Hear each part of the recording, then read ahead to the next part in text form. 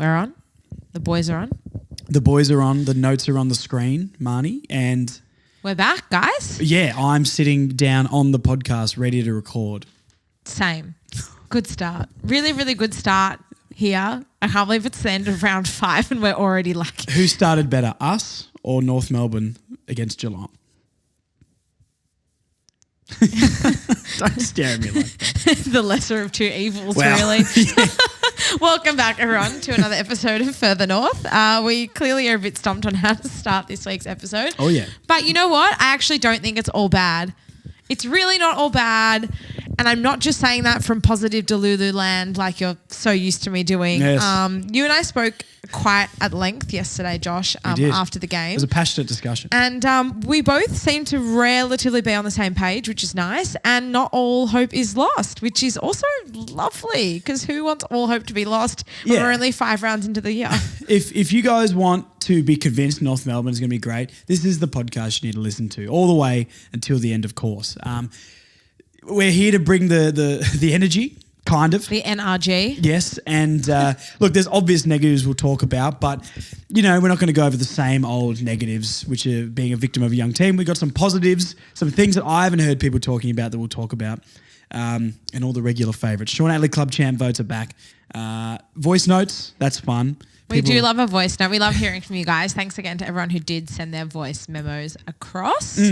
And also just thank you again for everyone for their feedback on last week's episode. It was a very emotional game, I think, for a lot of us. I think we clearly didn't really know how we felt. And so when we took to the microphones after that gather round performance, we kind of just trauma dumped the last month on everyone. But we regrouped.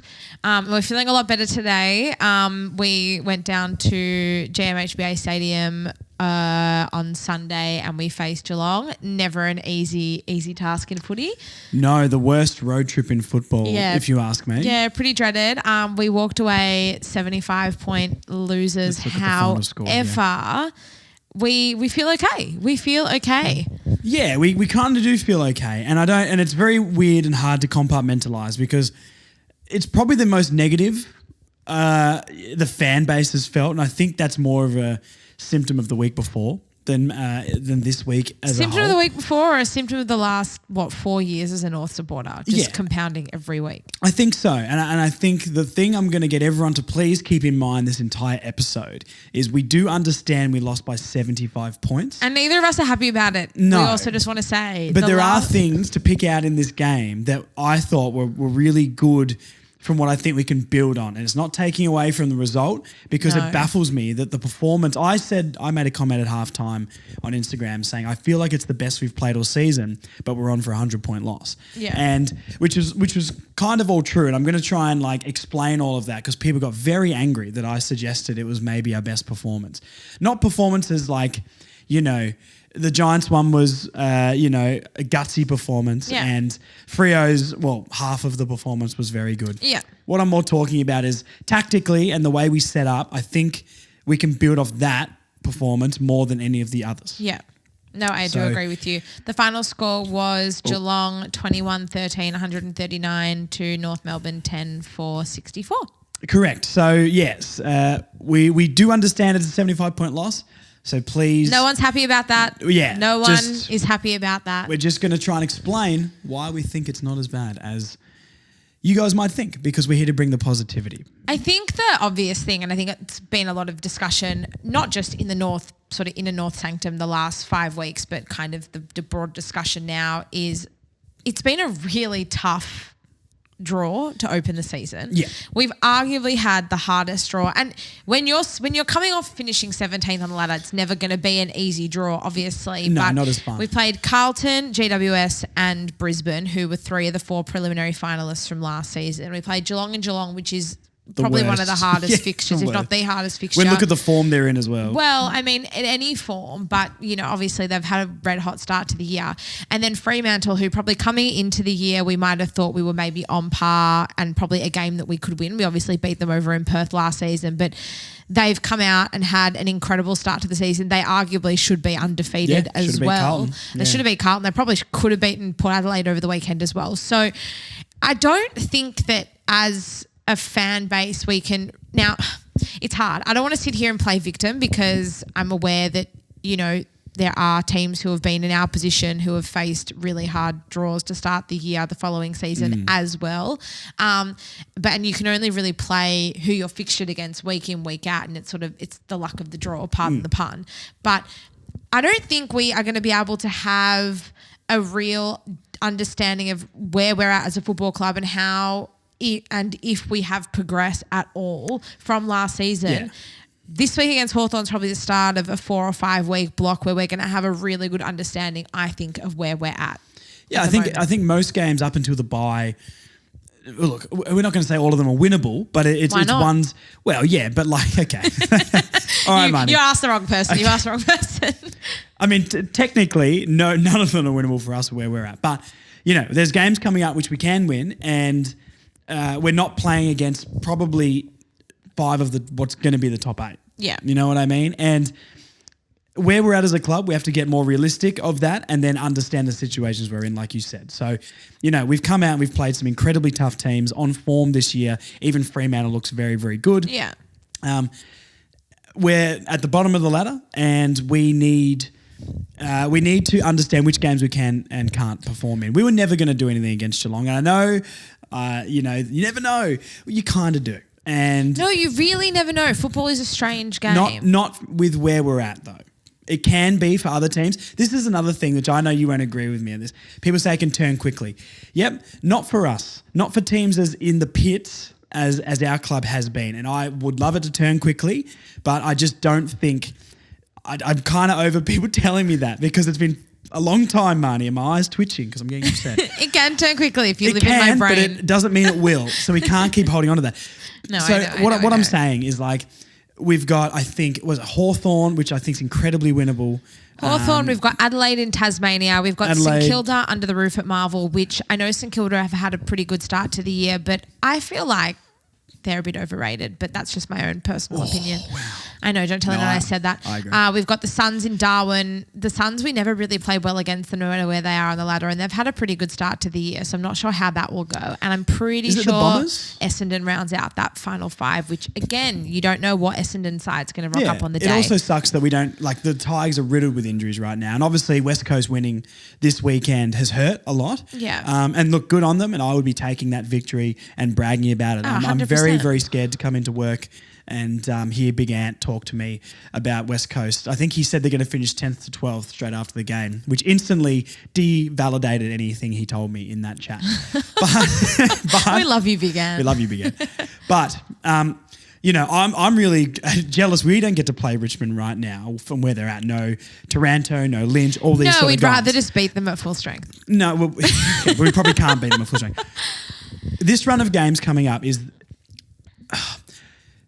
almost the Hawthorn game is definitely our grand final. And you've said this from the start of the season. This game, you've penciled this in as like a bit of a do or die clash 100%. For us. And I think it's confidence based. Like, I think, you know, I'm not confirming any of this, but my gut tells me that if we don't win this game, we're looking at 2 and 3 wins again.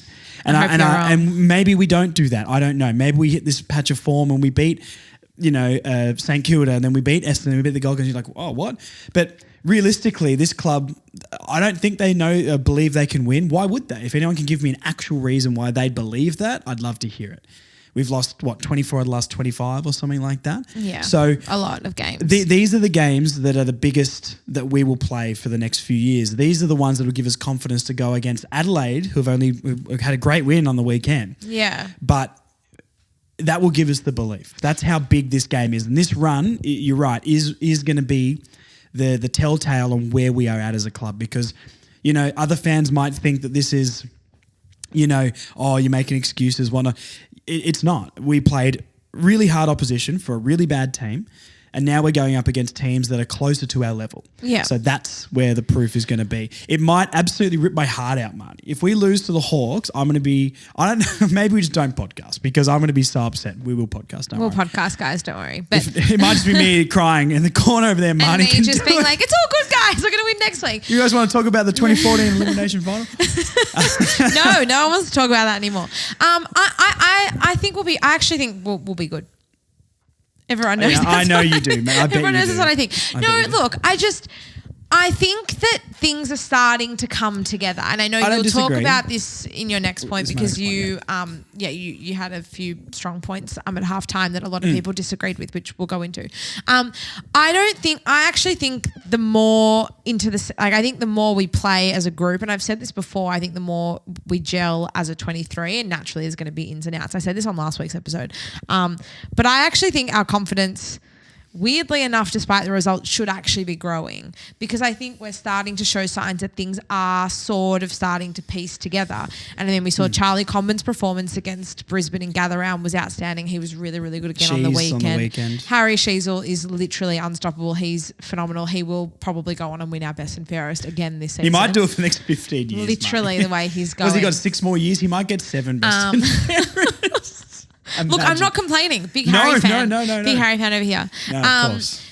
Blake Drury was excellent. We'll talk about him later in the show. But he was excellent in just his 5th game on the weekend. Tristan Sherry, again, another pretty dominant ruck display. So these players are sort of starting to step up, and there's obviously some that we want more from, who we'll talk about as well.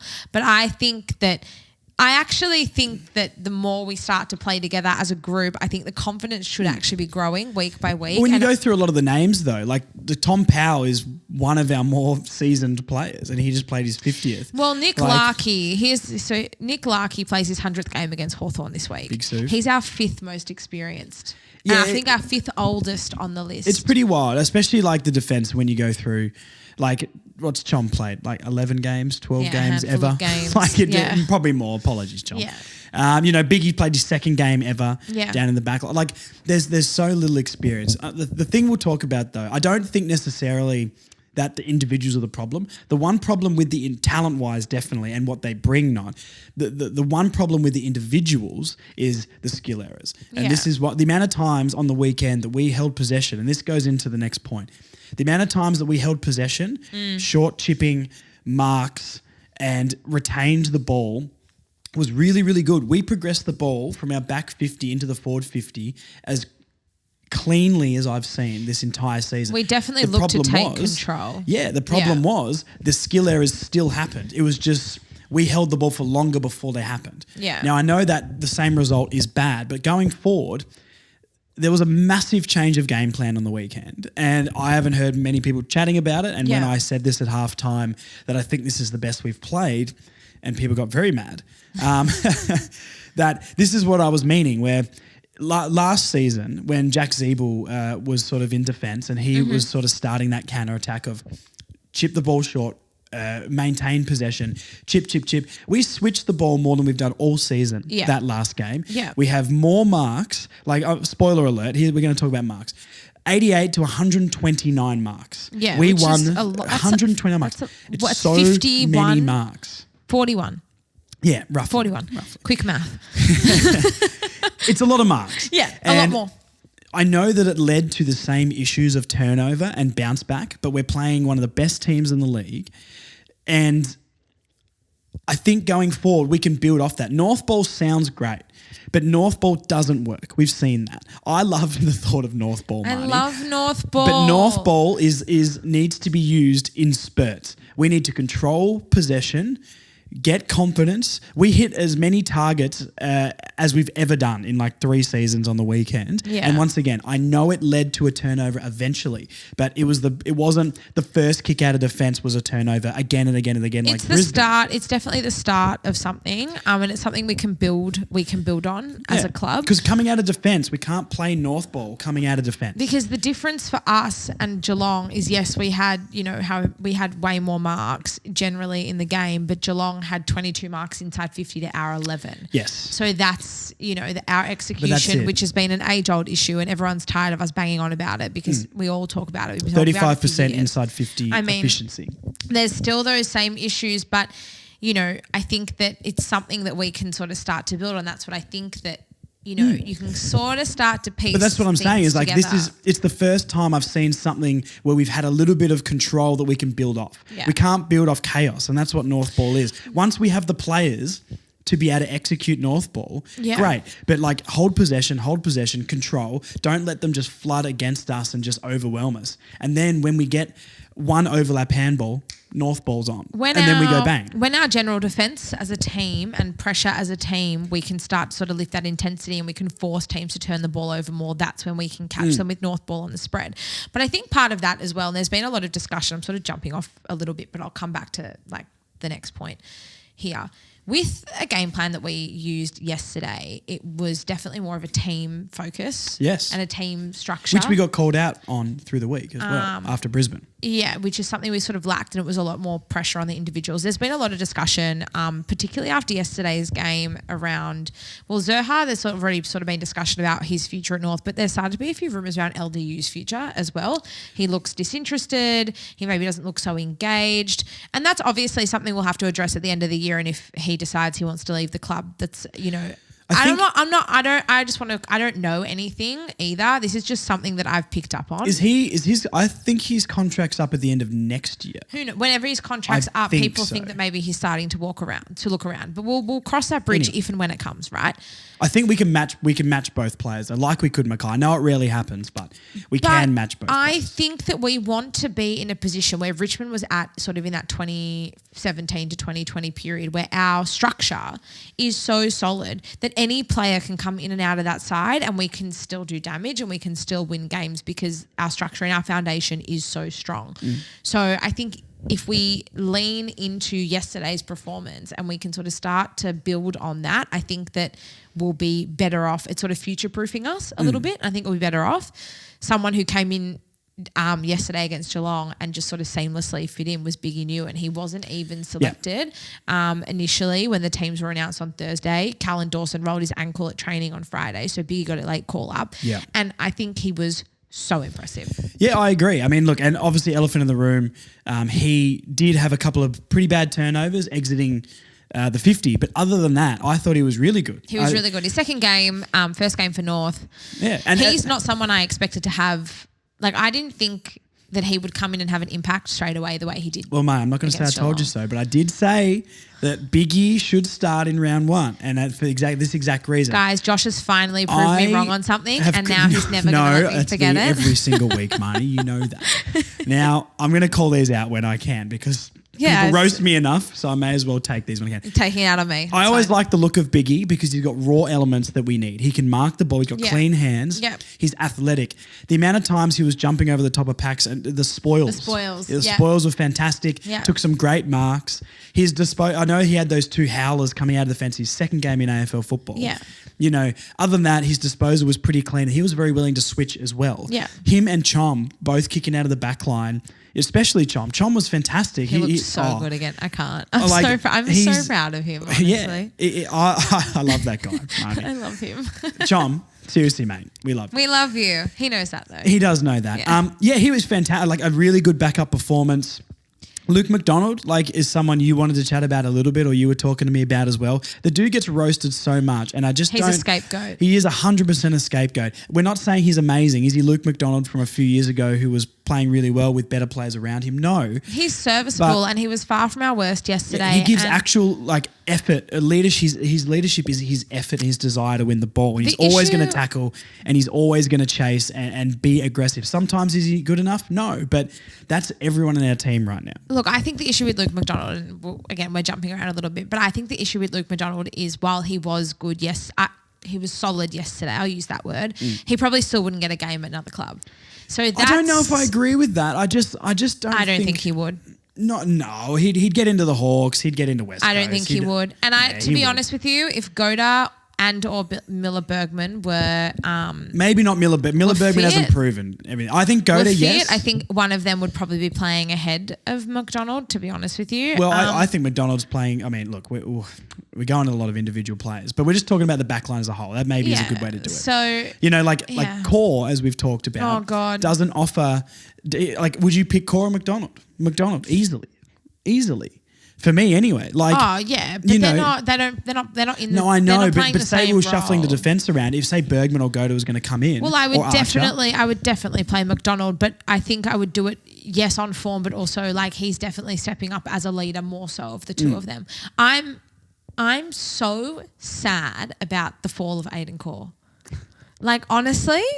You guys want to know what keeps me up at night? I'm not going to say I told you. You want to so, know what Marnie. keeps me up at night, you guys? Is that Aiden Corr's form has done yet another 180. Yeah. And I'm sitting here now and I'm like, Looking like a fool. Not looking like No, a I fool, know. because I stand by everything I said about him in the was second good. half of last year. I think the thing for me was like I just didn't believe it'd continue. Short memory, I actually really didn't like Aiden Corr at the start of last year. No, we know. It was just how called him hard you selfish jumped and on the lazy train, Marnie. because he was so good and I just wanted to But back I also him in. knew he was good. But I wanted to back him in, but the 2 years before just told me and showed me it's probably not going to last. So upset because honestly, I just Just wait till the last 2 months of the year when it doesn't matter anymore. That's when he'll step up. prime Aiden Corr back in full. yeah, that's his prime time So at the end of the year when it doesn't So let's talk about Aiden Corr, right? Because I think we've got a bit of a dilemma now going into our game against the Hawks. First of all, if Dawson's fit or not, that's the first dilemma. If he is fit, because Dawson's been our best defender. I think he needs to come in for Corr 100%. because at the moment they're playing a like for like kind of role. Well, Corr did play on Charlie Cameron a little, which I hate that matchup, by the way. And like I know Charlie or Jeremy? Sorry, Charlie Cameron. Which is the one from Brisbane? Charlie Cameron. Charlie Cameron. Yeah, okay. Aiden Corr played on Charlie Cameron and then against Brisbane, and he was on, is it Parfitt or Stengel? I think he was on Stengel for a lot of stints. Stengel played really well yesterday. He did. Well, what a surprise. Aiden Corr was on. So, but like, if they're so unconfident of him playing on a tall and having to put him on, like, Charlie Cameron's like the best small forward in the game. Yeah. What are we doing? Why? Or are we so desperate we need him in that back line? Because he doesn't get in on form. He's not really He gets in there because he's in the much. leadership group. No, I'm done with that now. Well, I also agree. But the hard thing is that our leadership, and we'll talk about this in a second, our leadership in the side is probably one of our biggest problems at the moment. Yeah. But despite the fact that Aiden Corr's in the leadership group, he's still offering nothing. Yeah, I agree. It doesn't help. And I'd rather, honestly, I'd rather just have a player in there that's actually playing good footy. We agree on this. I just don't think he'll get dropped, which is wrong. But I just don't think he will. I think if we're having to play him on smalls now because Clarkson's so unconfident that he can't play on a big at all, even like a hip he wasn't in the best form. You know, they obviously had no Tom Hawkins yesterday, so they had some. What's that? That ruckman's name they played, number 33. They played down there. Anyway, obviously not even playing on him. What are we doing with this guy on the side? Like, apparently Jackson Archer killed it on the weekend. Like, possessions-wise wasn't fantastic, but locked his opponent down. Dawson to come back in. Logue will come back as well. This is the definition of being caught between a rock and a hard place. With Aiden Corr. It is. Because, yeah, I know. Well, they did this by putting him in the leadership group. Yeah, well, that's a big mistake, isn't it? It is. A couple of quick ones. We still look super unfit as well. I think we look so unfit. Even the first quarter, players look gassed, hands on knees, on hips, that sort of stuff.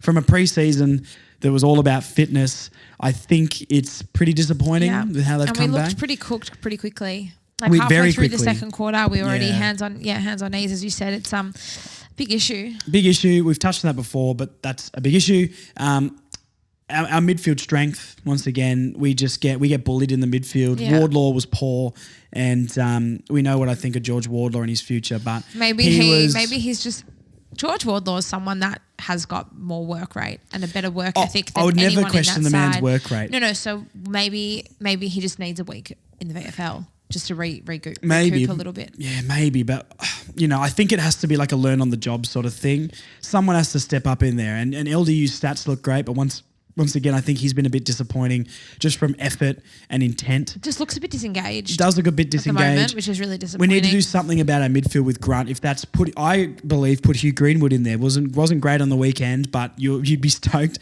Putting Hugh Greenwood in the midfield, I think positive Hugh would be Greenwood fantastic. Chat. Just the closest thing to Cunnington we've got on our list. We'll stand over the ball, won't be brought to the ground super easy. We'll feed the ball out and just be a tough in and under guy. He's Will also Phillips as well. Will Phillips. I mean, that's but do we even think he's going to get a game? I don't. No, I don't. So I think they're just teasing us. Yeah, we've got imagine if our midfield was just all outside running mids. Like, that's basically what it feels like right now, and there's no grunt. So, and the Will Phillips thing, I think, is disappointing because Will feel one of the reasons why North was so keen to bring him into the club is because of his leadership qualities. He was captain throughout his juniors at various stages. And right now, the leadership, and I've just said this before, our leadership situation looks quite dire. I mean, McDonald was okay, but I don't think I wouldn't consider him a strong leader, if I'm honest. Or Simpkins' performance was very average. He's been pretty disappointing. He got a little bit more midfield well. time, it looked like, through the game, but once again, but he impacted a bit late. But it's just not like we're not seeing him perform anywhere near where we need him to perform or what we know he can do. Core, obviously, we speak about at length, no good. Hugh Greenwood was really disappointing yesterday, and if I say that, it means he wasn't good. It means he really wasn't good. He was just so quiet. He just couldn't get himself into the game. Now, I don't think it was him not when he's around the ball. Like, he just didn't get near the ball. No, and look, when he was there in contest, I thought he was strong and tough and battled, and he once again had the most tackles for us in the game. And look, Greenwood, maybe Clarko should have done him a favour and just thrown him in the middle a little bit. I think absolutely. Just to get him involved in the game. He doesn't look great as a forward. That's the thing. I know maybe he had a couple of little patches last year. He doesn't really look very good as a forward at all. Well, he's been playing this like negating forward role. Like he played on Harris Andrews against Brisbane to kind of shut Harris Andrews down. I don't know if he did the same thing on Tom Stewart yesterday. But he didn't Tom look Stewart like he was in the forward line very much. Got plenty of the ball. So I'm not really sure what happened there. Maybe I just wasn't paying enough attention. I don't know. Or look away from the screen. But Larky has a lot to carry on his own shoulders being the sole key forward. And I mean, Tyler Sellers unfortunately just didn't have the debut that we were hoping that his he would have. His one touch was a turnover, but you know what? Larky didn't have a touch in his first game. And I think that exposure is probably what's going to be the best for Tyler and hopefully will build his confidence. I hope he gets a game this week coming up against a bit of an easier defence to maybe give him some confidence. The one thing I don't like about Tyler Sellers is he got one possession because I was so ready to say, don't worry, mate, Nick Larky had one possession as well and look how he turned out. Because you got one possession, I couldn't tweet that and Facebook it and Instagram it. It's all right. We still believe in you, Tyler. Yes. It's only up from here. Hey, you got more possessions than Nick Larky did in his first game. And that means you're going to be even better than Nick Larky. I think that's how it works, right? I think that's fair. It's a fair comment. But just going back to the leadership, I mean, currently our two strongest leaders are Wardlaw and Sheez. And we've said this for and most Larky. of the season. Larky's a great leader. Larky's a good leader. I think Larky's had we disagree on this. I think Larky's had a quiet start to the year. I don't know if that's the pressure on him. I don't know if it's the attention that he's gaining. Look at the forward 50 efficiency. The entries into forward 50 obviously don't help. To be fair, part of that's probably Paul Curtis has really stepped up, which is obviously only a good thing. But I think we need to demand more from our more senior players, and that is why, albeit Will Phil's not a senior player, but he's got these leadership qualities. Bring him in, give him a crack. I think that if he had an opportunity, he would be really hungry to prove himself and do what he could. Blake Drury, I already spoke about Blake Drury once, and I'm going to speak about him again, and we'll speak about him again. Also was a leader in his junior career, I think he was excellent yesterday. That was like I said about Lazaro last year. That was the first moment I've seen Blake Drury have a game.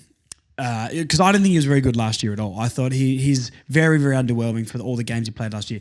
That was the game that I saw, like Lazaro last year, against the Suns. Yeah. That's what you can do in a football My field. brother's a very, very big Blake Drury fan, and I really trust my brother's because I've been judgment. critical on Blake Drury. I said even a couple of weeks ago, I just don't think he'll make it at this level. And that game proved me completely wrong. Well, that game fantastic. makes me want to see him stay in the side now because that performance was better than any performance Jaden Stevenson's given us all season so far.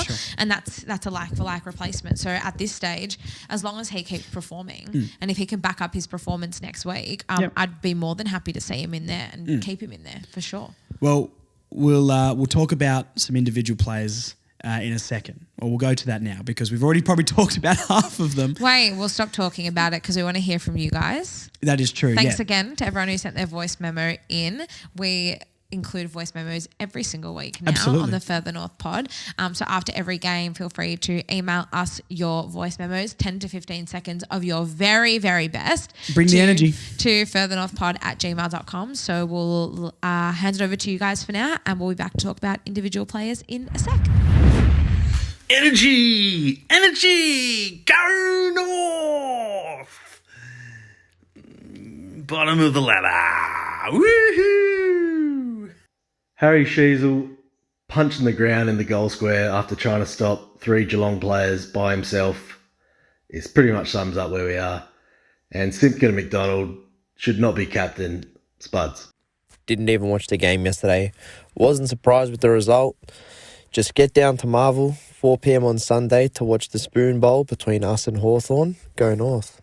Hey everyone at the Further North pod. We all knew that the first 5 weeks were going to be rough. We probably hoped that it wasn't going to be as rough as it has been.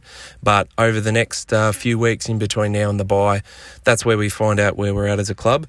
And fingers crossed the boys can show us how it's done.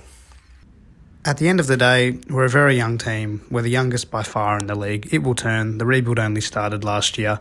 We need to be patient and understand that as time goes on, we will start to beat teams and we'll win those games down in Geelong. Just give it a few years. Okay, we're back. Thank you for the voice messages, and there will be more coming up as well. If you didn't hear yours just then, it will be coming very, very soon. Individual players. Tom Powell, he's going to be a Jet. In his 50th game. 50th he game. was great.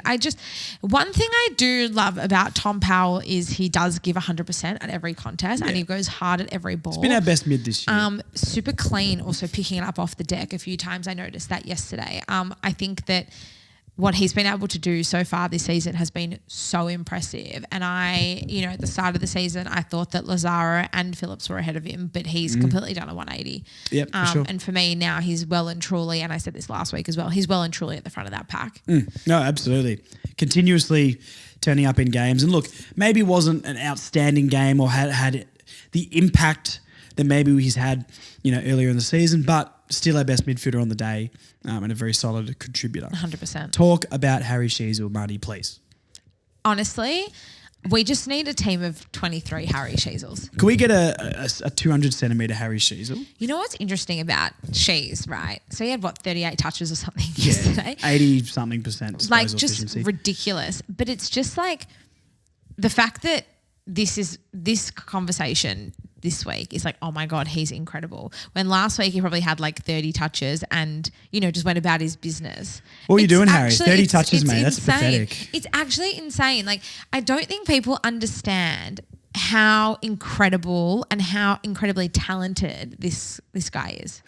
Yeah, he's just, day one, he's just so good. I think now the plan needs to be that he needs to start to move up the ground. Well, we saw him get on the end of the ball just outside the 50 and 2 bullet passes, which led to direct shots at goal. Look at this guy. It's unfortunate because we need him in the back line and in the forward line. Yeah. But, he said in his interview after the game that it wasn't actually part of the game plan to get him up the pitch more. It just turned out that way. So I wonder if the kick, mark, handball control thing allowed him to have more time to get forward instead of doing one kick out of the back line, then it just going over his head. And that's kind of what I was trying to talk about in the first segment was, this more possession style game is what made me excited and made me feel okay about yesterday's performance because that's allowing more players to run past. We can't make decisions quick enough to move the ball as quick as Northball wants to. So in the meantime,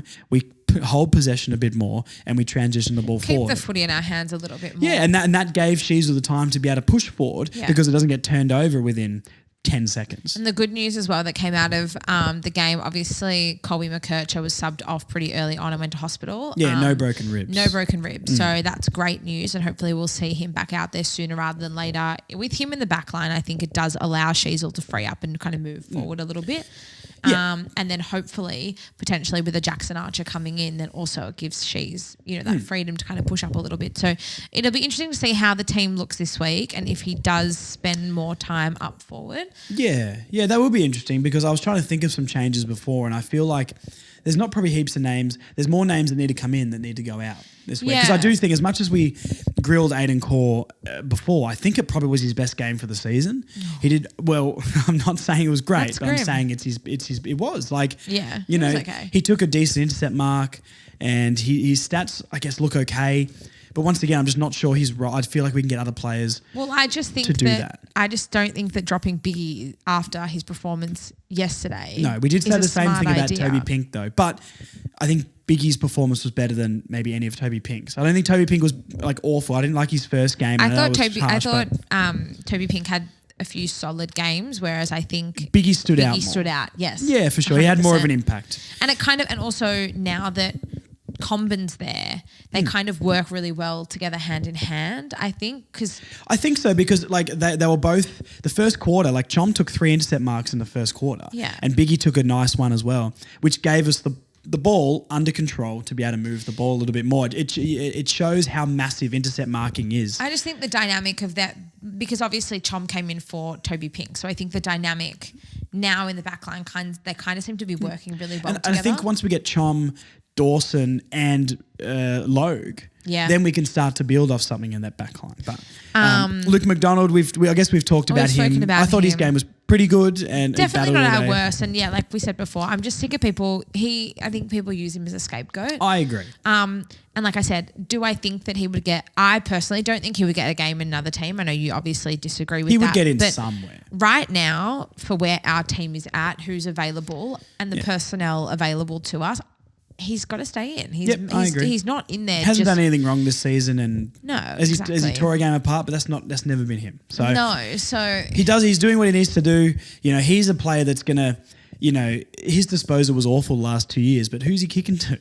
You know what I mean? Who's going to be running past to receive the handball? You know what I mean? Like, it's much easier when Ben Cunnington and Jack Siebel are around you and Andrew Swallow and Higgins are kicking the ball to you. Yeah. The good old days. Look, I think I think he definitely was far from our worst yesterday, and I think that he's doing enough at the moment. And I think, like I said, he just needs to step up more as a leader.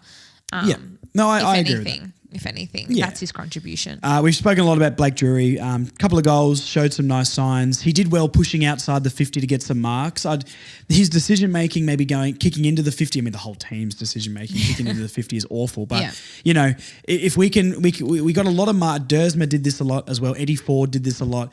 Marking the ball sort of at forward flank area about 60 to 70 metres out. Yeah. It's that next decision. But we're getting it. That was the first game. We kept possession up the wing and through the middle and had the opportunity to hit someone. Another thing I liked about Blake Drury is he was really lively.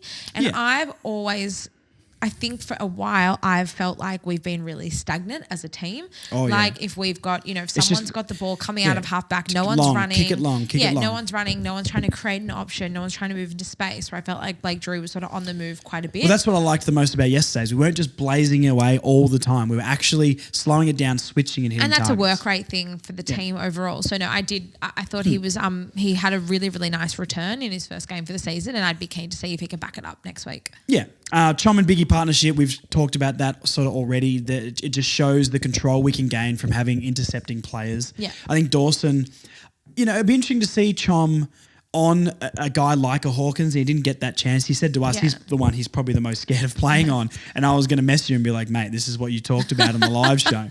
But obviously Hawkins didn't play. And Jeremy Cameron's not really that one-on-one forward. He's a lead up. He's so skillful. Jeremy Cameron's on another level. Yeah. So he hasn't really played against a proper one-on-one Hawkins, Taylor Walker sort of guy. Yeah.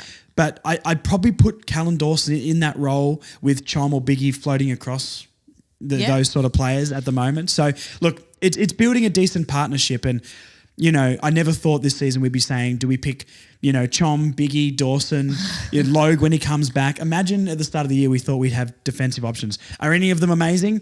Chom could be for sure. That's probably the only guy who's going to maybe potentially be one of the better defenders in the game, just with talent and age and that sort of stuff. But we liked what we saw. Again, though, and it comes back to a point I made earlier. Yes, obviously having individually talented players is important, but if we can get that team system and structure right, then hopefully we can just make these changes as we need, and every player can come in, they know their role and they can play their role.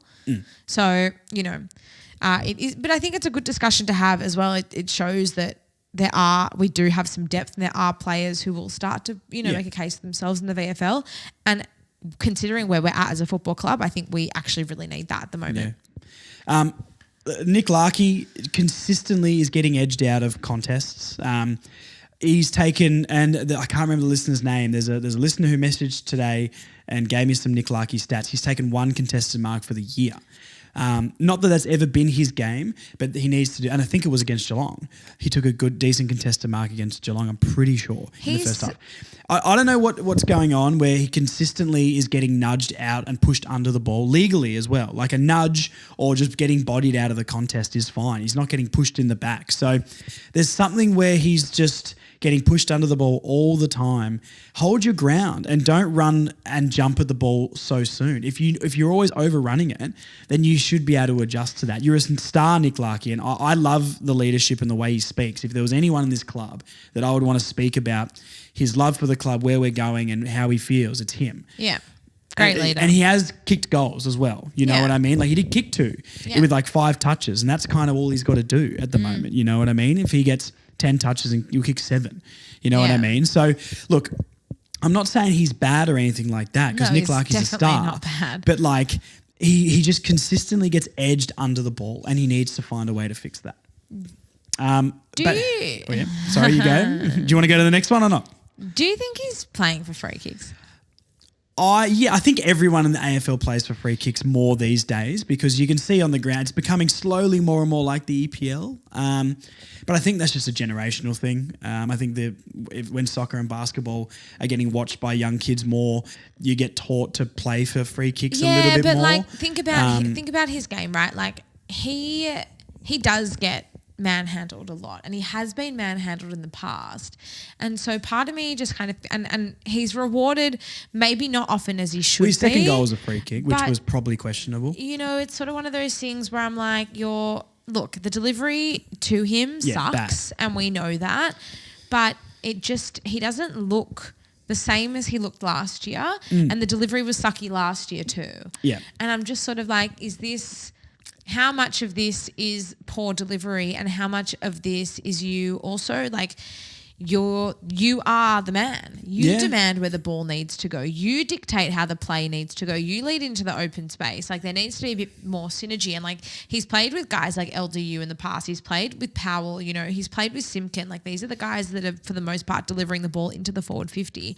They should be able to kind of work hand in hand. There should be more synergy there for sure. Exactly. So part of me, and then obviously we spoke last week. I don't think Northball gives us the opportunity to be able to deliver it to him though, because there's no Carrington, there's no Zeeble, there's no Taron Thomas, all that sort of stuff. There was no Northball last week, yesterday. Yeah, I know, but that's what I'm saying is like, you know, I think to build off that game plan we played yesterday compared to, you know, what we've tried with Northball, I think will allow us, once we get it, to deliver to him better. Sure, but I also think he just needs to be a bit stronger. Yeah, okay, like he that's needs what I'm to be saying, we're not stronger in getting the nudged under the contest ball. physically. He needs to be stronger with his demands and where he wants the ball to go and where he, you know, to benefit him. Because at the end of the day, he's one of the best players on our list. Yeah. And so he should be, you know, that should be feeding through to the midfield. Yeah. And there needs to be better synergy. And it's a bit weird. I don't know. I'm not too sure. I haven't been wrapped with this start of the season, but then like I touched on at the top of the show.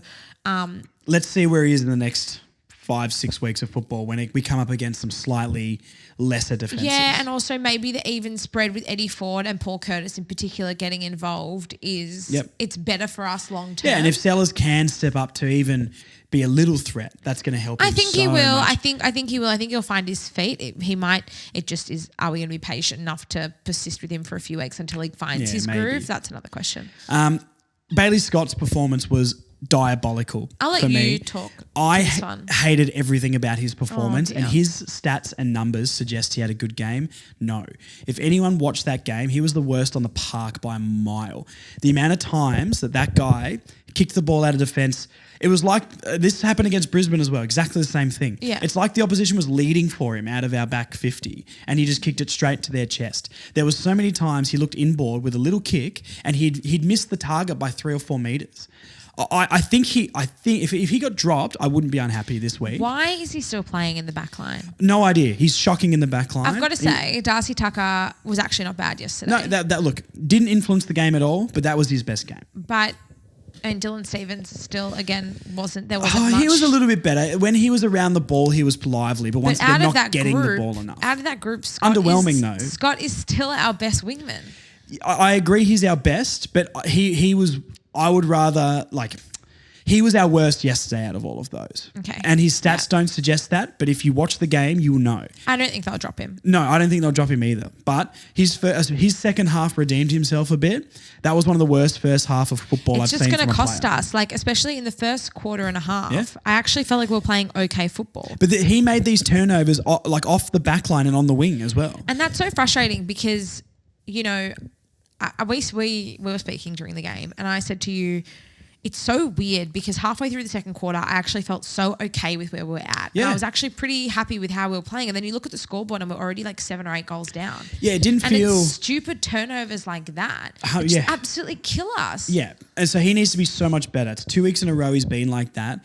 The last 2 weeks of Bailey Scott has been atrocious. Like it was so bad. And I really like Bailey Scott, and I think he can be a great player. He rightly so, third now best and fairest last year, and young 100%. Player. So like I'm not doubting his ability, but he's had 2 shockers, and his second half last week redeemed him, and that will be the only reason he's in the team next week. Stop playing this man in the back line. I don't know what dirt he's got on Clarko or what's going if you're on. Listening. Clarkson, please. Have you won a premiership before? Apparently. So he's won plenty.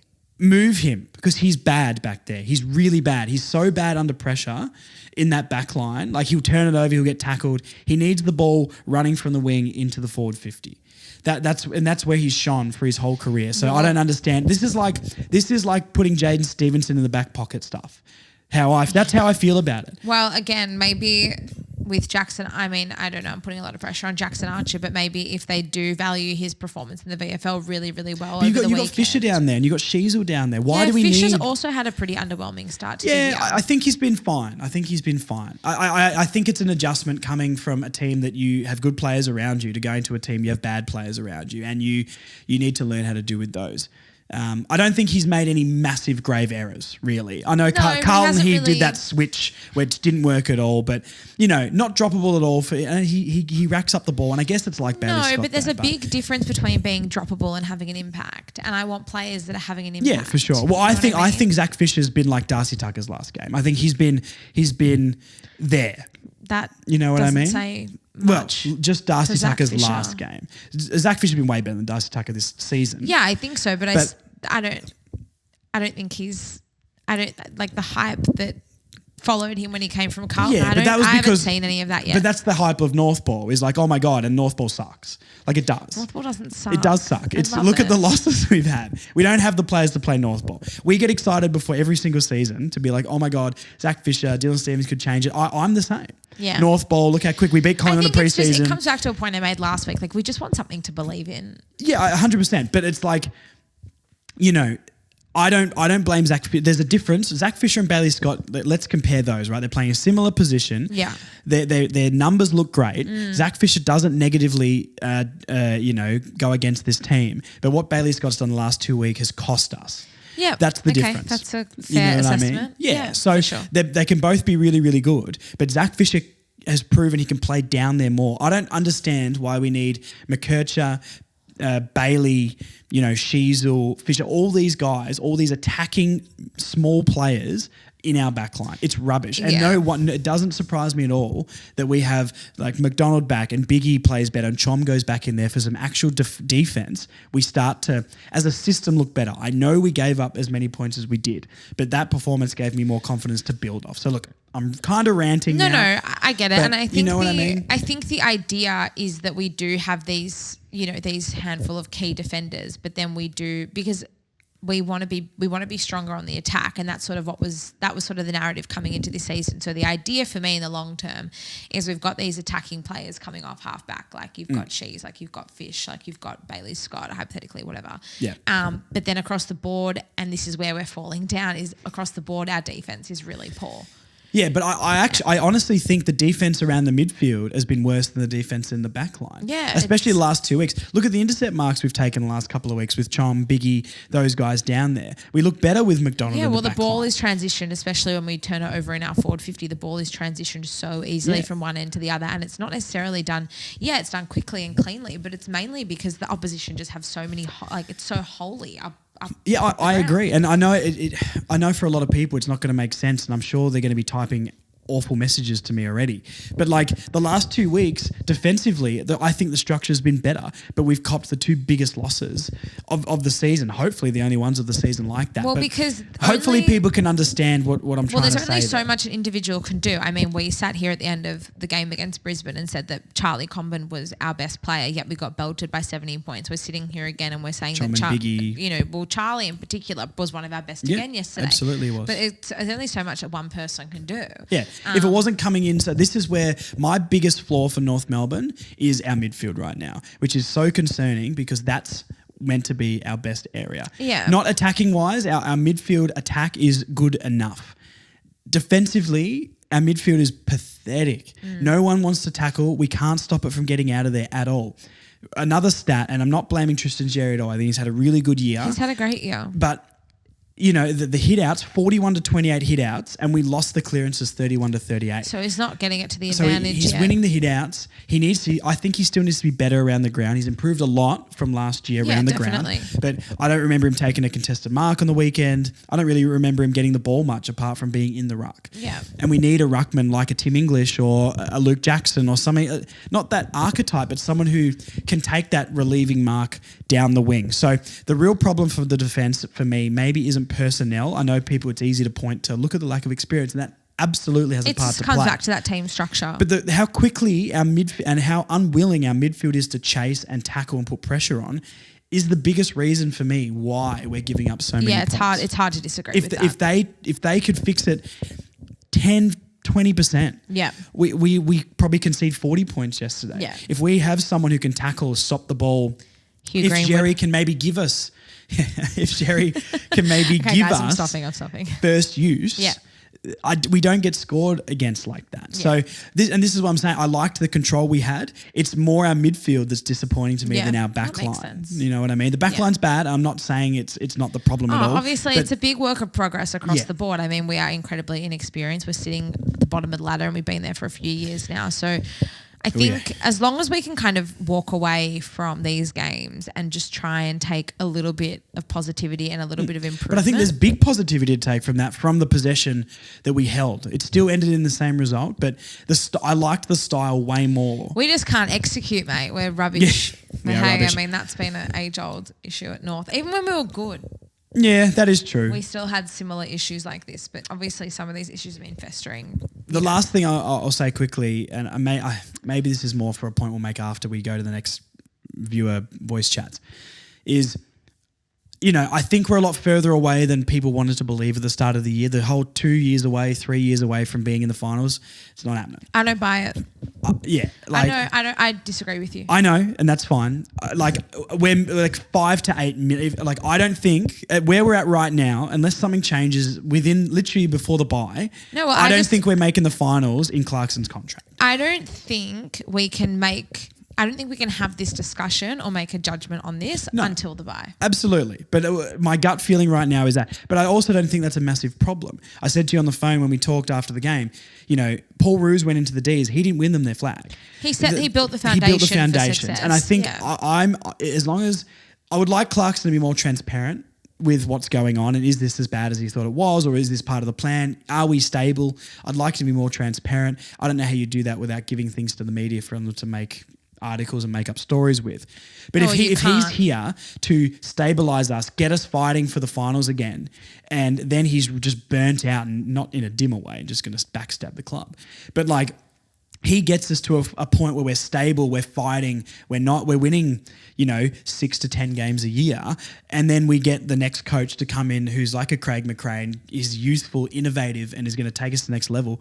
Sweet. If we win one premiership in my life, Marnie, I'm stoked. Yeah, As me North too. fans, we're going to hold that for the rest of our life, and we should. Of course. Every Collingwood fan knows they're going to see more premierships. That's not fun. Like Nick Larkey said in his interview today, winning a premiership at a club like this, where you've been through the hard times, you fight and you battle, is going to mean more. Every Collingwood fan I talk to knows they're going to win another premiership. That's fun. I and I'm wouldn't jealous mind a bit you. of that. But I don't know if we're ever going to be that. We've always been that club that needs to fight, and that's kind of what I love about them. But our one premiership will mean more than a sustained Collingwood's 3. They might win in the next 10 years or something like that. I just want to say one thing to your point about Clarko being more transparent about where the club's at and that sort of thing. I think there's 2 elements as to why I disagree with you. The first thing is, and I've talked about this before, I think if you can't believe in what you're building and what you're doing at the club, then why would anyone else believe it? So if But they need to show us that though. So if Clarko, but I think he trusts that the club's on the right track. But how are you meant to convince, like what can he do to make us feel better about by it? remaining calm through this situation. I mean, every single week, the amount of people that I read Twitter pretty actively, and the amount of fans who have threatened to give up on the club, to walk out on the club, they can't do this anymore. If he sits there and he A, feeds into the negativity, or B, creates chaos and panic, that does not do anyone any good. I'm not really asking him to do stuff like that. I think I want to know that we're on track, and I don't know how. He's been saying that pretty much all season. Yeah, but it doesn't feel like it. Like, it's body language. He's saying the exact same things in the press conferences, which, okay, I understand. He's saying that we're young. I don't really think he's saying we're on track at all. What I get from it is he's saying, oh, we're young, so it's going to happen. It's young, we're young, so it's going to happen. Well, that's fine, but it's kind of not, because we're watching bad performance after bad performance. And I know I said there's positives from the game, but I think I would like a little bit more insight into what we're doing. Like, and I understand he probably can't tell us because he doesn't want coaches to know, but what is he doing to make the midfield work more? That's the stuff I'm talking about. I know what you mean. Unfortunately, I think we're in this really delicate position with Clarko. I think he is a very much hunted man. And that might be why he's holding back. And I think that what I would be doing is I would be taking away things that someone like Charlie said in his interview after the game against Brisbane, or Nick Larkey's interview today that you watched. I think Clarko is in a really compromised position. Yeah, I agree. Because I think there's knives out and everyone's waiting him to say one little thing or to slip up and say one thing. But look, all I can really say is that it is really hard to sit here and watch the club week in, week out and, be belted, right? And I don't like it, and you don't like it, and no one likes it, right? But I've said this to you before, the only thing that makes it harder for me than watching it from afar, like for them watching it week in, week out, is watching it from afar. I didn't make it to Geelong yesterday, and that killed me. It actually killed my soul not being there, because I felt like, and I know for a fact that us supporters being there week in, week out, like, really makes a big difference. And I think that if people want to sit there on Twitter, or they want to make videos and they're threatening to quit, supporting the club, do it. Just go. Like, it's fine. But I think the club is in a position now where, like, and it is so, trust me, I know it's hard, because I also sit there and watch this week in, week out. And I know that I have this delusional mindset, and I completely understand that, maybe it can be really annoying for someone to, I think I obviously can point out negatives, and I've literally sat here and pointed things out every single week that, we come on and we record.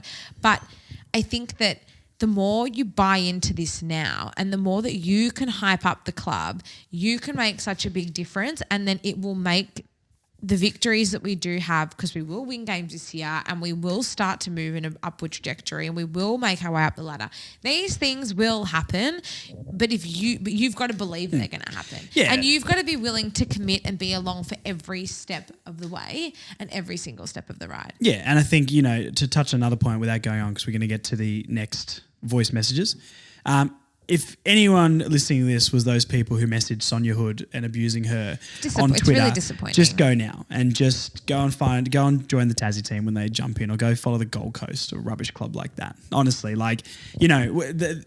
Sonia has done nothing but great things, and we love Sonia. And the fact that she felt like she had to withdraw from all of that and deactivate her Twitter is disgusting. So it's disappointing. Look, it's disappointing. She's always she's always been so open. Because she's so willing to, and people only did that because she's so willing to communicate, and you can't she's take one of advantage us. of that privilege. I mean, she's been a North fan her whole life. So I just think that now is the time that we actually kind of need to band together, and we do need to come together. I understand it's hard though, because it's hard to band together while you're watching and it's hard rubbish, but we have no choice. And it's also hard to believe when sometimes you question if the players believe and you question if their hearts are in it. But just, I don't know, you've got to, make football, find things, and I said this on the weekend, find things that make football fun and lean into it. Football for me is just as much about watching North play every week as it is going to the games with, you and the Close Door Flag guys and my family and making it a fun day out and a fun experience, just having a good time.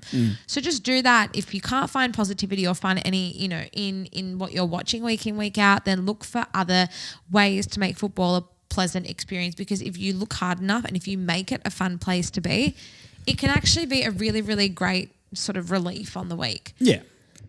And we know that people are only upset and they're reacting this way because they're passionate, because they love the club. And you can react in whatever way you want, but keep your heads. And let's just try and kind of come together, particularly as we look on to Hawthorn next week. Let's just try and come together and get behind the club, and we can be the 19th man, and we can be the ones to steer the club back in the right direction and, hopefully towards a few wins. I agree. Okay. If that doesn't rally the troops, I don't know what will. We're going to go to your voice messages, and then we're going to talk about some ex-employees' tweets really quickly and club champ votes, and then we're going to end it. So sounds good. Talk to you guys soon. Hey, Josh and Marnie. Yeah, I'm feeling good. Didn't watch the game. That's probably why. Well, we can't expect to be not bottom of the ladder after 5 straight losses. Them are the breaks. To everyone saying North got handouts from the AFL, they need to look at our fucking draw and know we're getting paid back for it now. Holy shit. I was there on Sunday. It was the absolute pits. Biggie and Comben are looking great. But engine room's got to get going. Second week in a row smashed. Without them running, we are just never going to get anywhere. And poor luck for Sellers. Good effort. So defeated though. And go Sheez. In the words of the late great Zach Fox, I got depression. Shout out mental illness. Shout out mental illness. Dude, if you've got a mental illness, fucking turn up, dude. Seriously, dude. That's how I feel about North at the moment. The game plan is working well. The problem is the turnovers created from poor kicking skills and poor decision making as well. Playing that up, we're going to be a serious weapon. Also, shout out to our back line in Comben and Biggie. Absolutely unreal. They're going to be something for us. Go Roos. Okay. Some ex-North employees. Yeah, after that have been motivational tweeting. speak, we're going to speak. Way to bring the mood down, Marnie. Yes, no, it sounded really, really interesting after yesterday's game, and this is probably just to round out. And this probably just echoes, I guess, the frustration that we're all feeling. I know that you and I are sitting here and we're trying to be as positive as we can, but, we're not going to sugarcoat it either. We still lost by 75 points. It was a lot of points. Rob Burton, he's ex-media from North Melbourne, after the game yesterday tweeted, "It's been all downhill since the club sacked 3 champions. Sadly, we've just never recovered. The famous shinboner culture is gone. For the sake of the incredibly loyal and patient fans, I hope it turns soon." Then Heath O'Loughlin, who was the head of comms at North at the same time that Rob was there. Is that the man who versed the Majak? Yes. Yes. Is it? I think wasn't he there when it was Man vs Majak? They did those YouTube videos, and didn't he do that? Oh, maybe he helped write Mad Jack's book. Oh, did he? Yes, that's all I know. So he quote tweeted Rob's tweet and said, "Hard to argue it was a regrettable turning point, ... And then in response to Heath O'Loughlin's tweet was Eugenia Rocker, "No argument here, remains a dark chapter in our history. Culture sacrificed by removing 3 players who were fabric individuals to bring in journeymen. Not going to name them, but you know who they are." Spicy stuff. Yeah. Clearly frustration. 100%. And it's hard to argue with that because we've always said that, for a very long time now that, that kind of felt like the beginning of the end. Yeah. A little bit. Yeah. I mean, we were going to try and keep this short. Depends how much we want to talk about. We did discuss this a little bit. And I don't fully agree as much as you do. I have a slightly different point of view of I didn't think getting rid of those guys at the time maybe was the worst idea. hindsight, yes, it was. But, you know, I always had the opinion of like, is that the difference of like LDU or Simpkin or someone getting games? Does Nick Larkey play as early as he does if, you know, Petrie's still there? Yeah. Was it awful getting rid of those guys and the way we did it? Yeah, I'll never, you know, say it was anything but.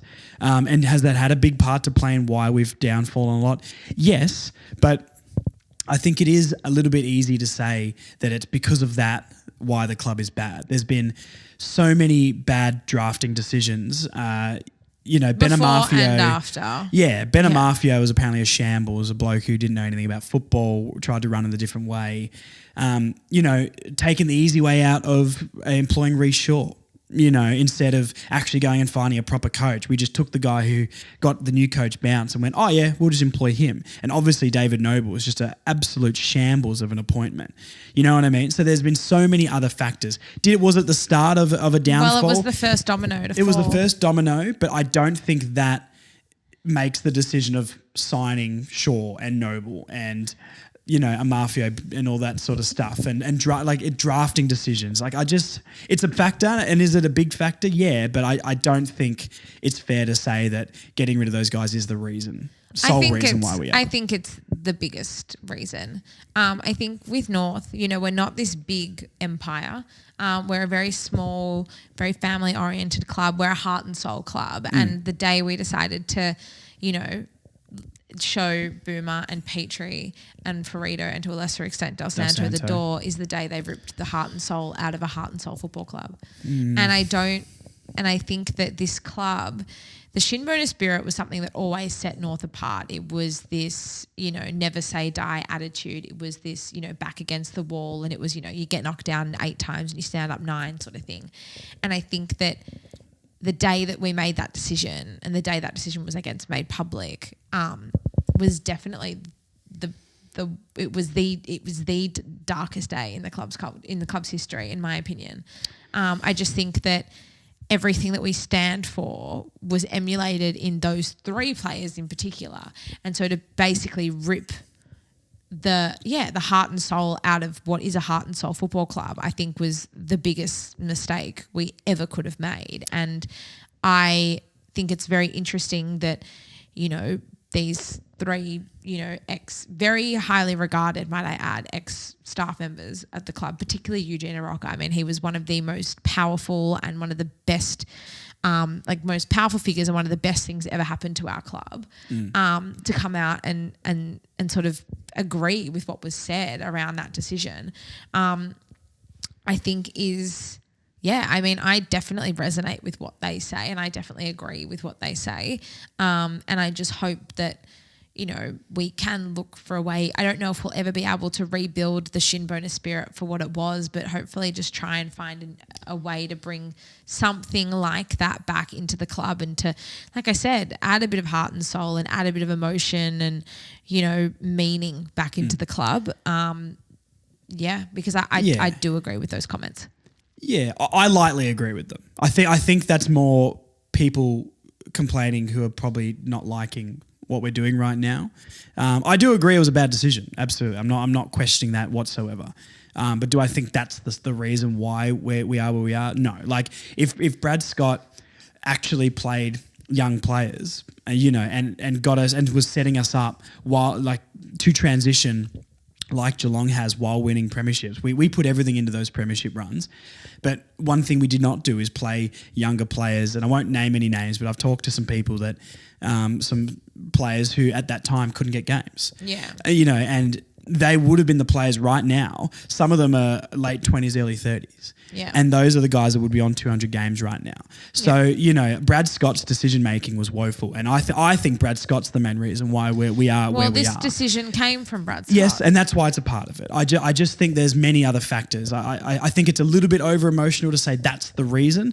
I don't know you're not saying that in particular, but I'm more saying that without acknowledging the other reasons why there is. You know what I mean? Yeah, no, and there's definitely it's the first domino to fall. Yes, yeah, and then I a domino agree. effect of bad decisions over. But the it could have been resurrected seasons. in there. That's what I'm saying. Like, yes, I agree with you. It's the first domino to fall. But there's many points along the line where we could have gone. It doesn't matter that those guys are gone now. It's time to fix it. We still have Higgins. We still had Brown. We still had Terrence, Atlees. you know, who had played a couple of hundred games. At least. Well, yeah, but they're experienced players. Yeah, you know what I mean? Like we had guys. Goldie, Cunnington, Zeeble. Yeah. Like we had guys like Lindsay Thomas who hung around a little bit, I think, after that. Did he? Or was he gone before? He left the year later. Anyway, we still had enough guys to Couple of years stabilise the later. ship. Yeah. And there was so much other stuff. Anyway, We just thought it was interesting, so we wanted to bring it up. we just thought we'd bring that to everyone's attention. Do I think we can rebuild it? Larky screams shin spirit to me, especially what he said today. And if you haven't watched Larky's interview today, he was talking about his 100th game, but talking about why he signed. Yeah. And that's the stuff.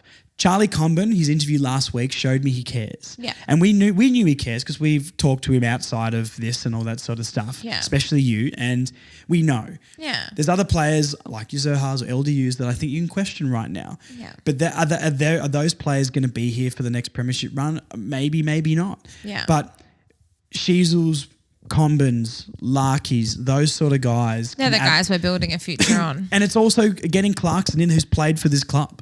Yeah. You know what I mean? He It means understands something what to it's him. about as well. And he talks about it more than anybody else. So did the Shinboner spirit die? No. That's such a massive overreaction. And I think people are getting in their feels a little bit too much saying that. Was it hurt and did it get knocked down? Yes. But once again, you stand up again. And that's what it is. And that's true. there's too many people at this club who care. Like you said, Sonia's a North fan. They know. You know what I mean? So it's currently rebuilding. Yeah. You know, did we ever lose it completely? No. And if anyone thinks that, you know, relax. You know what I mean? It's still there. Will it be there one day? Absolutely. Yeah. So anyway, Sean Atley Club Chair. Speaking of Sean Atley, my favourite ever Your North Melbourne player. guy. He's not my favourite ever player, but I did love Sean Atley. Every time Sean Atley took a bounce, my heart skipped a beat. I won't lie. So what, like 4 or 5 times? No, Ever? what are you talking I'm about? kidding. I'm kidding. The speed on that man. All you Sean Atley haters out there, I'm not about yous. Anyway, Sean Atley Club Champ votes. Not many other players have an award like this named after them at North Melbourne Football Club. Exactly. That's all I'll say. It's a real honour. You know, Harry Sheez 3 votes. I Easy think 3. pretty easy. Yeah. We debated these 2. Yes. Ford, we've gone with 2. Yes. And Chom, we've gone with 1. Now, I personally may have gone the other way, but Marnie is intimidating and scary, and she always gets her way. So Happy wife, happy life. we compromised and did what Marnie wanted. said. Yes, exactly. So we've gone Sheez 1. No, look. I think it's fair. Eddie Ford had a great game. 3 goals. He had a great game, and I'm lots of marks, presenting on the wing. I'm He was very enjoying good. his season, and I think continuing on from last with his we rising haven't- star nom. Yeah, look, we haven't spoken about Eddie Ford too much, but one thing I love about Eddie Ford is he's always so positive and so up and about, right? This is a guy who's won 1 game in his career. He's just out there having a good time. And that's making footy fun. I'm going to say and a you can kick controversial 3 statement. goals. Marnie. I'm Oh, gonna here say we a go. controversial- Oh no. There's never been a man with mutton chops who's unhappy in the history of Okay. existence. Yeah. You know what I mean? And that's the reason why he's happy. He's just got great swagger, great Yeah. energy. He's an individual and he embraces who Bull's he Cooking is going to be is. cooking up those chops soon because there's not enough lamb and pork going around. Okay. Now, Eddie Ford is an interesting looking guy. He's handsome, but there's something about his face that I don't understand. Like, I'm not contributing to this conversation. No. He's a handsome guy, but sometimes he has a little bit of facial hair, and I'm like, okay. And then he'll shave it, and he looks completely different. Like it's like he's got all these alter egos of people that I don't understand. I don't know what Eddie Ford's going to rock up to the game. Next time I see him, I'll ask. I just want to understand the many faces and how one man personalities of can Eddie pull off Ford. so many facial structures so flawlessly. That's what I would like to know. Okay, I'm not going to comment on that, but you guys let us know what you think about. No, Marnie, we want your opinion. I on don't this. have an opinion on it. Do you agree that he's looked different many times? He's never looked the same every season. It's not something I pay attention. Believe it or not, that's not something I pay attention to. It's not Hugh Greenwood. That's why. Well, Eddie Ford's my Hugh Greenwood. No, it's because I'm not buying into this whole topic about women only watching football to perv on men. Oh, okay. Hugh Greenwood. Oh, I even think Hugh Greenwood's handsome. Hugh Greenwood is handsome, but I like him because of the way he plays and for who he is, not because he's handsome. And because he's handsome. That's just a bonus. Oh, yeah. Yeah. Just because you like him because he's handsome doesn't mean you don't like him for any other reasons, mate. We're not saying that. Well, I'm just you're saying, not saying that, but other people, I'm sure. well, they're not in this room right now and they don't have a podcast. They're listening to us. We're not listening to them, Marnie. I don't have an opinion on Eddie Ford's appearance. I only have an opinion on Eddie Ford's energy, swagger, and contribution to our game week in, week out. And I'm enjoying what he is putting down so far this season. He's consistently changing facial hair and head hair. Can you at least comment on his mutton chops? Yeah, I rate the sideburns. Okay. I dig it. Right. Again, it's just leaning. But that's the thing with Eddie Ford, right? Like, sorry. This is what we want. Yes, talk about him, Marnie. This is like... Everyone wants to know your thoughts on Eddie Ford. We've been waiting for so long. This is not where I thought we would be going at the end of the podcast. Eddie Ford fully embraces who he is as an individual. Yeah, he'd be the first. Like, okay, we thought Paul Curtis. What's the other bloke's name in the twos? Curtis Taylor. We thought Curtis Taylor was that bloke. He's in the twos. Sorry, Curtis. Eddie Ford's taken the Curtis Taylor, I'm the most handsome bloke of this club and I'm going to wear the most extroverted stuff possible. It's just who he is. And I think that him being unapologetically himself in all facets of his game and his, you know, his style and his look, and I think really just adds to the confidence, and that's trickling into his performances week in, week out. If I was going to hang out with Eddie bloke, I think Eddie Ford would be the one I'd be intrigued to the most. I want to know what he's like on the outside. He seems like a cool cat, but I feel like you're going to his house and he's into like Warhammer and stuff. But then I reckon he goes to the clubs and he's buying everyone shots and just like twerking on the table. You know what I mean? If anyone else wants to know the private life of Eddie Ford, let me know and I'll do some digging. I'll just go talk to him. It's fine. Because you've got that ability, Marnie. Charlie Compton, we gave the one vote to. Yeah, they know that already. They don't care about that. Another great They're here game. for Eddie Ford chat. Okay. Another great game from Charlie. I'm very proud. Yes, he's now, surprise, in the top three of the Sean Atley Club. Well, give us a recap of the top three. Well, I'm gonna you babble on for a second, Marnie, because I've got to get them up here. Oh no, I've just thrown a spanner. You've thrown in a the works. curveball my way. I'm going to say it's Sheezel, Tom Powell, Charlie Combin. You're guessing the top three? Yeah, that's my guess. Okay, hang on, it's loading here. Sheezel, Powell, Combin. Yeah. No spoilers, guys. I just fully guessed No, she legitimately, I just got it up on the screen here. Sheezel, Powell, then Combin. Sheezel 7, Powell, and Combin 4. Wardlaw's got 3 votes. Curtis has 3 votes. So nice. That's how it's going at the moment in the Sean Atley Club Champ. Thank you for listening. We're going to leave now before it's too long. Thank you again for sending in your voice memos. Yes. We play them every single week on the pod. What's the email, Money? Send them in 10 to 15 seconds of your best energy to furthernorthpod@gmail.com. Follow us on socials. We are Further North Pod across Facebook, Twitter, Instagram, TikTok, and YouTube. Wow, Hi, YouTube. Hi, YouTube. Any 5-star reviews are always fantastic, guys. And any comments on Eddie Ford's... Yeah, what do you think Eddie Ford gets up to? If you've listened to this point of the podcast, you're a real fan, and I want you to comment on whatever we post up this week and say what you think Eddie Ford does in his spare time. What is his hobby? We're going to get this trending, and tag him in it too. I'll find a way to get it to him. Yeah. The next Besties interview, I want to know what Eddie Ford does in his spare time. I want to know what his top 3 hobbies are. Okay, done. I'll make it happen. I want nothing to do with football. I don't care about him on the field. We usually don't really do anything about football, the Besties. Well, that's perfect for this. If you want to watch our other interviews, our other Besties videos, you can find us at Besties Footy as well on TikTok. Ask him which generation of a Batman does he watch the most. We need to stop. This is getting out of hand now. Thank you everyone for listening. Hopefully we got you through another pretty tricky round. For those who are coming to the Hawthorn game, we're both sitting in Bay 29 Marnie's going to be in Bay 29. week. The biggest celebrities. So we've had Jen, we've had Sonia, we've had Chom. Who cares? We're getting Marnie Cohen in the Bay. I'm so excited. This week, guys. So look, get along to the game. If you're not in Bay, going to be in Bay 29, get to the ground. We're going to be hanging out at halftime outside the Bay. Visit me pre-game outside gates 1 and 2 as well. I have a burning question for you. Yes, Marnie's going to do the interviews with the Besties as well. There's so much stuff happening. Stay tuned. Footy is fun. You know what? Fun. You can be sitting in the bottom of the ladder or near the bottom of the ladder, but you can still make footy fun. You know what's overrated, Marnie? Winning. Who cares? No, it's not. I want to win this week so bad. Yeah, so do I. We need to beat the Hawks so bad. All right, everyone, we'll see you there for the Spoon Bowl this week. Hawthorn, North Melbourne, bottom of the ladder clash, prime time at Marvel Stadium. We'll see you there. And sorry, Hawthorn, you're getting smashed. See ya.